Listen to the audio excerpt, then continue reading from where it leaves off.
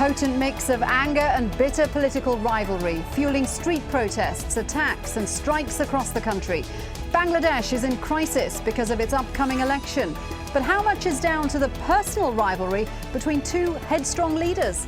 This is Inside Story.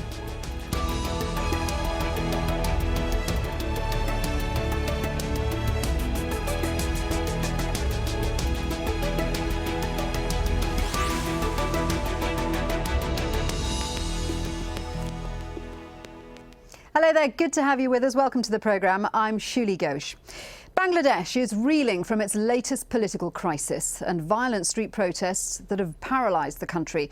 Opposition groups are rallying against government plans to hold a general election in January. They want Prime Minister Sheikh Hasina to resign so a neutral caretaker administration can oversee the polls.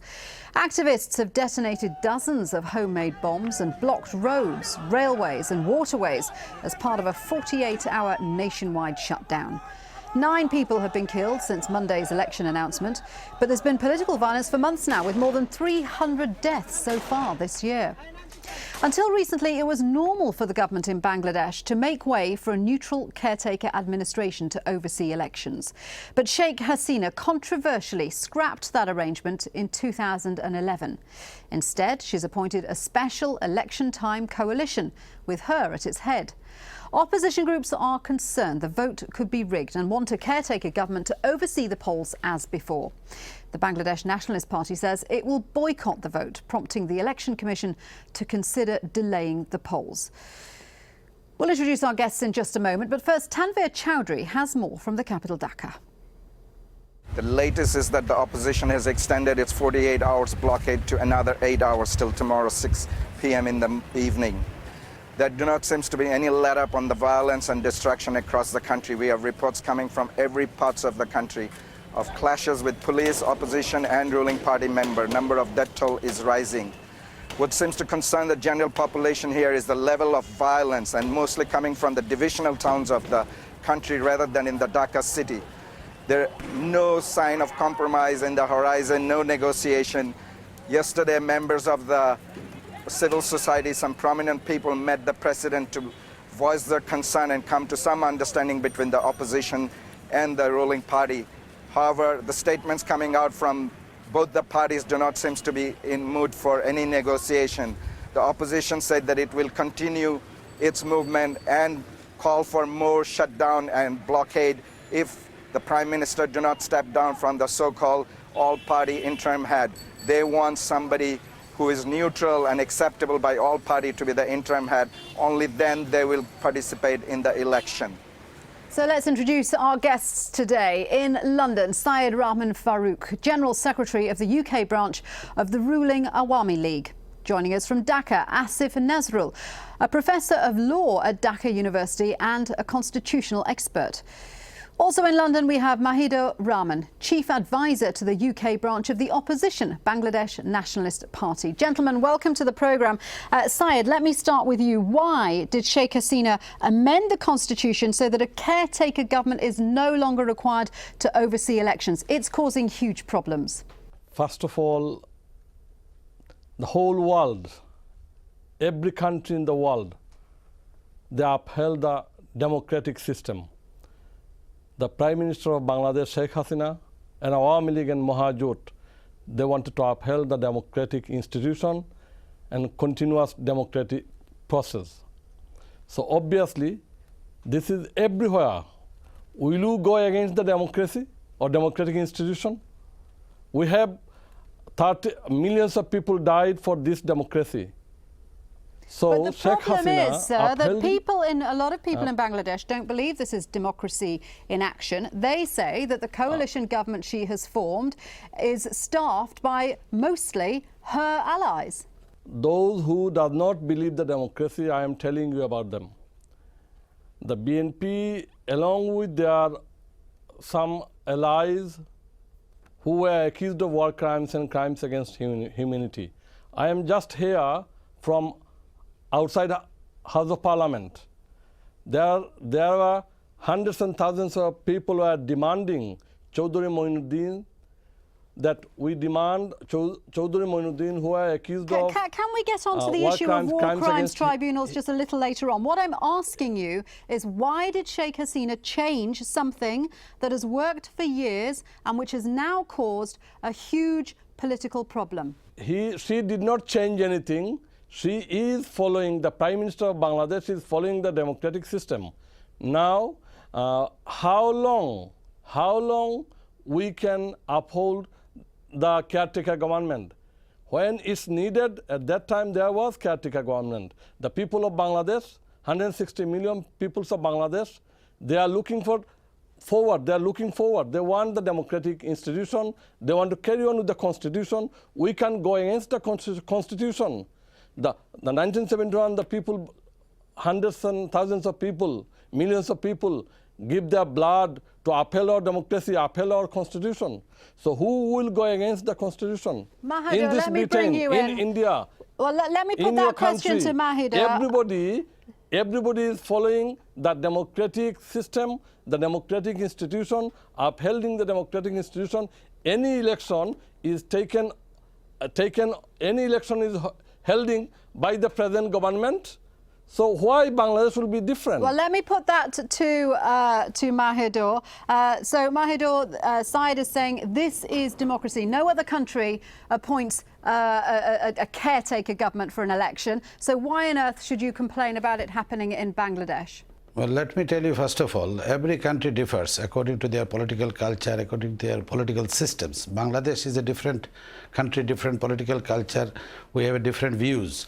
Considering our when the election started from 1991, we had held an election under the caretaker government system, and all political party has accepted that election result. 1996 also was election was held under the caretaker government. It was also accepted by all party concerned. And similarly, 2001 election was also held by the caretaker government system. It was also accepted by the all party concerned. The main during 1996, it is Awami League, led by Sheikh Hasina, who hold 173 striked to establish caretaker government very vigorously.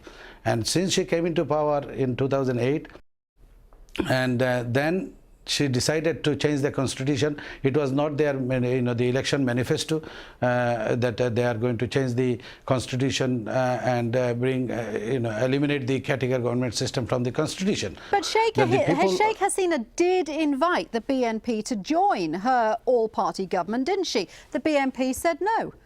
No, the BNP did not say no. When she invited, under all this pressure from the people, from the opposition party, but she is going to remain as the head of the caretaker government, which we do not want, because we know very well that under the the leadership of Sheikh Hasina, any sort of interim government or caretaker government will not be fair, because according to constitution, the Prime Minister has got obviously extra power, and from all other political party, if there are people are joining the interim government, obviously they will be like a paid employee. The Prime Minister has got more power than the other ministers. So you're worried that Sheikh Hasina can influence the elections. Does that mean the BNP should boycott the elections? Of course, under any circumstances, we have been saying it, all we are asking for, that Sheikh Hasina, if she really believes in democracy, if she really believes in the political stability, peace and tranquility in the country, she should agree to it. And if she really believes on the people of our country, that if she has done good performance during her tenure, obviously she should have a faith on the people, that people will re-elect her through their freedom of choice. So she has made so much plan, all this predetermined, pre-planned, setting up this election, and she is determined to come back to power by hook or by any means. Let me bring in Asif under any here. circumstances, we don't trust Let me bring in Asif to give us a bit of analysis, because this is clearly an issue which has caused a lot of violence in Bangladesh. Firstly, is it possible to have elections in this atmosphere? I don't think you can actually conduct an election under this situation. You can conduct a one-party election defying public opinion and defying the death of the people, defying the aspiration of the people. But that election will never be participated by all the parties. And if you look at the current scenario, if you look at the survey reports, if you look at the election results in the local body elections, actually BNP is more popular than Awami League now, according to those surveys and according to those results. So if you do not create a situation in which the potentially most popular party could not participate, that election cannot end up the bitterness, that election cannot bring up any solution. So any boycotting of the elections, I just want to clarify one point with you. Any election where the opposition parties have boycotted it, that election is going to have real doubts as to its legitimacy, isn't it? Exactly. And if you look at the political history of Bangladesh, in 1988, the election was boycotted by opposition parties. And that government did not sustain. It lasted only for 2 years. If you look at 1996, at that time BNP was in power and that election was boycotted by the opposition parties. That government lasted only for a few months. And if you look at the present scenario, the point I'm trying to make is, if you look at the public mood, if you look at the surveys, how many people actually want caretaker government? According to all the surveys, the number is between 80% to 90%, because we have experienced what happened under the political party-led government when election takes place. If you look at the history of Bangladesh, you can divide it between two parts. One is pre-caretaker government, another one is post-caretaker government. So in the pre-caretaker government, all the elections were held under the political party-led government. And all those parliament failed actually to complete its tenure. Not a single parliament could succeed to complete its tenure. If you look at the election held under caretaker government, all the parliaments actually succeeded to complete its tenure. The only one comparison tells you about the comparative acceptability of the caretaker system. Okay, let me put that to Syed, because Syed, we're being told that the vast majority of people in Bangladesh do want a caretaker government, and that the government succeeds when there has been elections under caretaker governments, and by and large do not succeed when there is no caretaker government. So is the Awami League dooming Bangladesh to more election unrest? If BNP leader youth think the poll is in favor of them, why they are afraid to come to the election? Under the present government, Sheikh Hasina's government, more than 5,000 election has constituted. There were no single complaint about vote rigging. There were 4 mayor elections. There were some MPs by election. I can see that Asif wants to answer this. Let's bring Asif in. Asif, what are you saying to that? I just want to tell my friend from Awami League one thing. Look, local level government is a different equation because the stake is much lower there.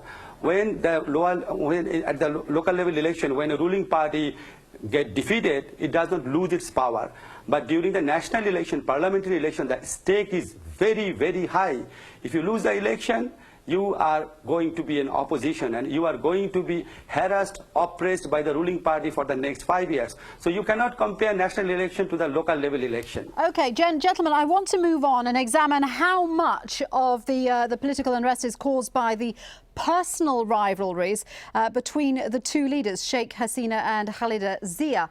Now, these are two women who cast a very long shadow over Bangladeshi politics. Sheikh Hasina, the country's current Prime Minister, and her rival, former Prime Minister Khalida Zia, are both battling to be the country's next leader. They head up the two most powerful parties, Hasina, the Awami League, of course, and Zia, the Bangladesh Nationalist Party. Now, interestingly, they weren't always political enemies. In 1990, they actually joined forces to bring down the dictatorial rule of Hussein Mohammed Ershad. Since then, though, they've become bitter competitors as power has shifted between their two parties. Now, the two rivals reportedly hadn't talked for over a decade until last month. Now, the chat was supposed to end their standoff, but as you'll see, a transcript of the conversation shows it did anything but. I had called you around noon. You didn't pick up. That is not correct. I want to inform you that You have to listen to me first. You said you had called me, but I didn't get any call around the time you mentioned. I called your red phone. My red phone has been dead for years. You run the government. You should know that. And if you have plans to call, you should at least have sent people to fix the phone yesterday. They should check if the phone is working or not. The red phones always work. Send people over now to see whether the phone is okay. You were Prime Minister yourself. You know that the red phones always work. They always work, but mine is not working at all. It is working perfectly. At least it was working when I called.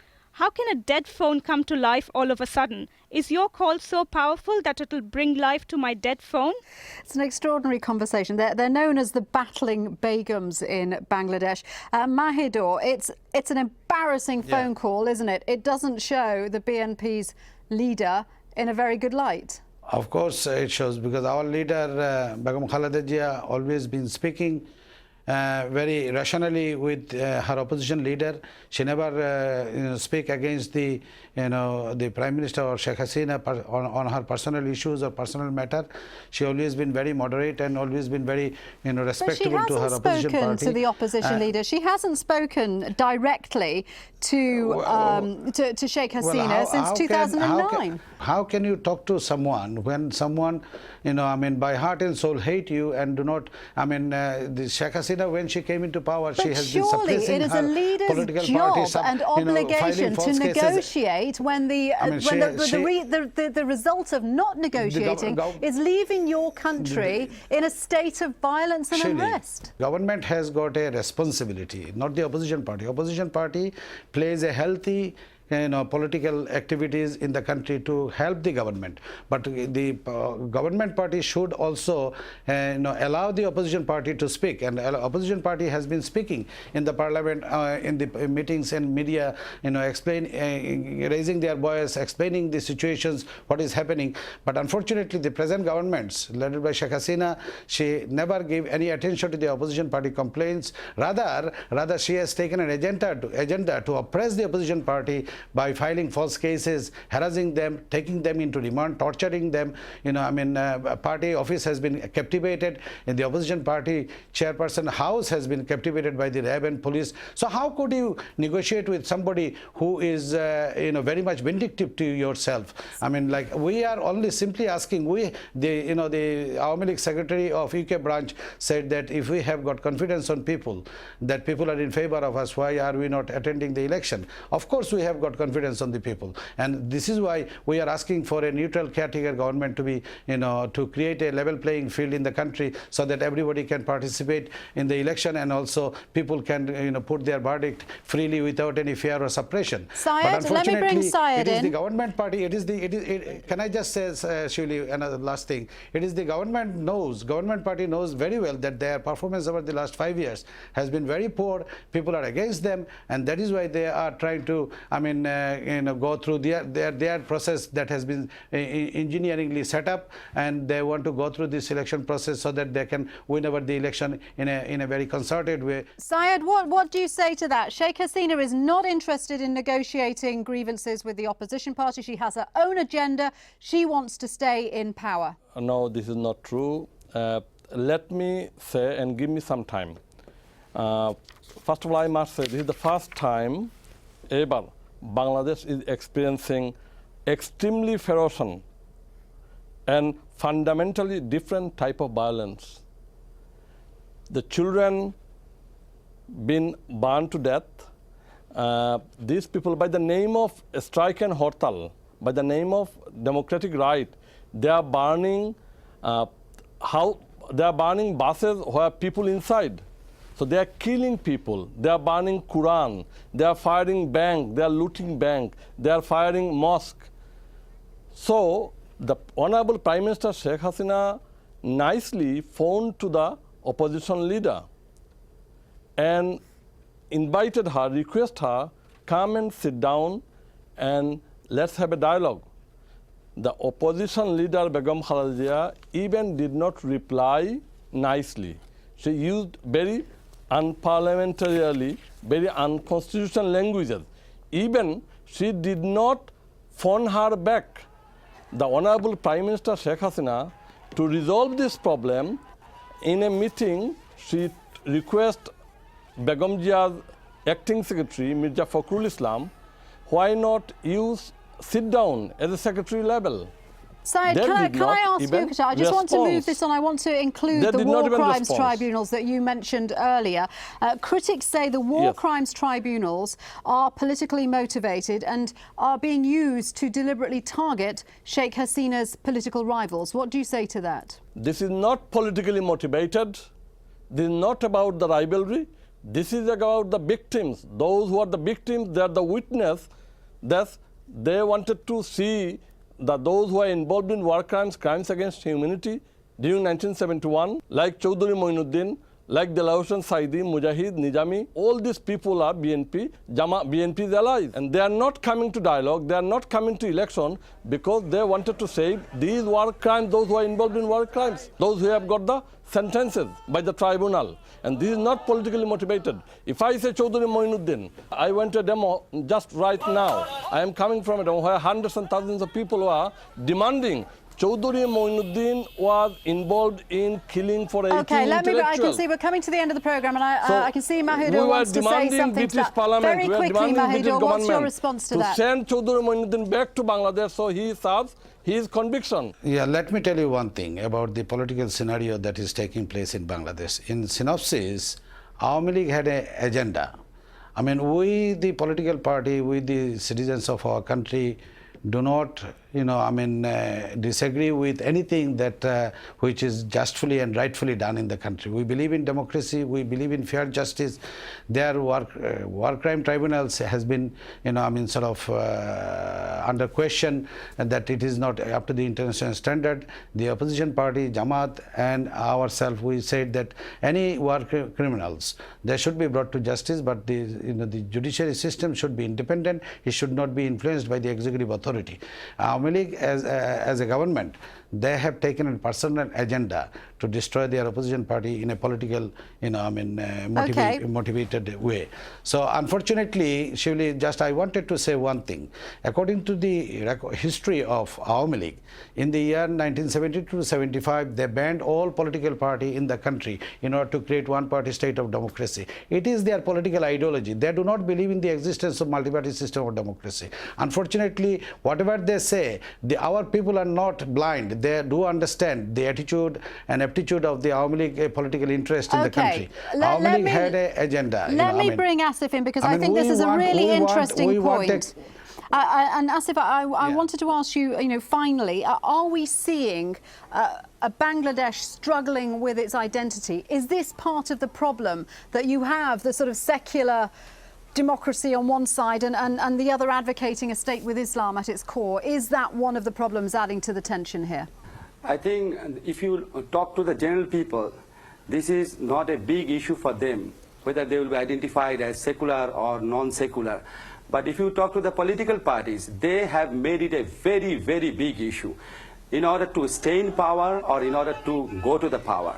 And if you look at the political rhetoric of Bangladesh, they will never talk about education, they will never talk about health issue, pension or communication or any other constructive thing. The easiest way for them is to sell these issues. Number one is whether we are secular or not, whether we are Islamist or not, or who did what in 1971, what is the role of our forefathers, some of whom have died 30 or 40 years ago.